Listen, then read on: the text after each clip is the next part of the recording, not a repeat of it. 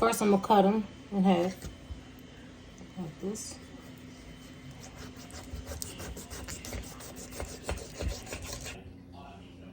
I finished cutting up the wings. I'm gonna cover it and let it sit for about 20 more minutes. Then I'm gonna rinse them off and season them.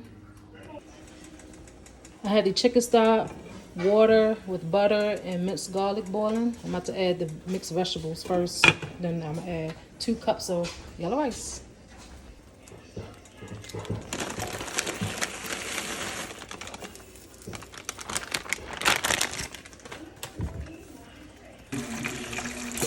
And no, I do not have flour. I thought I had some flour in the cabinet, but no.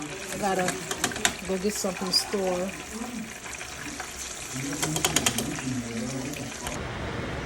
Okay, let's check on this rice.